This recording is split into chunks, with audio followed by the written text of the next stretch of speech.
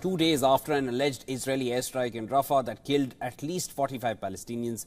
IDF says a hidden store of Hamas weapons might have been the actual cause of the deadly blaze that tore through tents. It says the airstrike, which targeted the Hamas commanders in the adjacent area, and small munitions were used in it, and that could not ignite such a fire that was seen in the visuals. The statement comes as reports are emerging that Israeli tanks have advanced to the heart of Rafah for the first time. After a night of heavy bombardment, Israeli attacks in Rafah have killed at least 21 Palestinians, according to authorities in Gaza. Although Israel's military has denied striking a tent camp in west of Rafah, which Israel has designated as a civilian evacuation zone.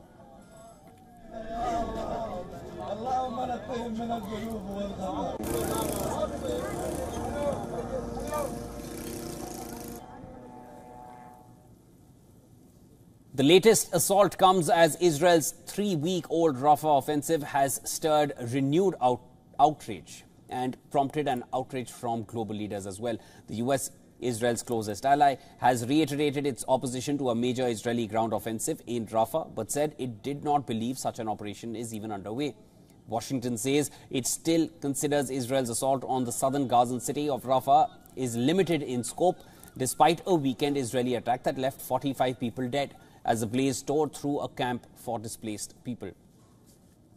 Describing the U.S. view of what would constitute a major offensive in Rafah, White House National Security spokesperson John Kirby says it will involve large numbers of troops in some sort of coordinated maneuver against multiple targets on the ground. He says that will be a major operation and they have not seen it yet.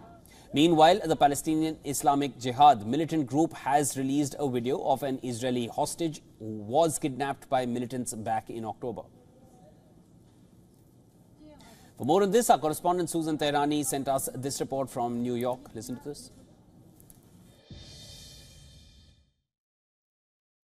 Algeria has presented a draft UN resolution calling for an end to the violence in Rafah. This following the Israeli military's operations that killed dozens of civilians. The resolution aims to stop the killing in Rafah, where people have fled fighting from elsewhere in Gaza. The move comes after a deadly Israeli strike on a displacement camp on Sunday, which drew widespread international condemnation.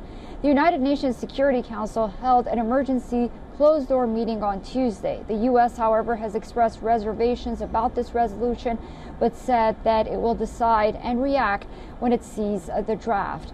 In past, the Council has struggled to come up with a unified stance when it comes to the Israel-Hamas war.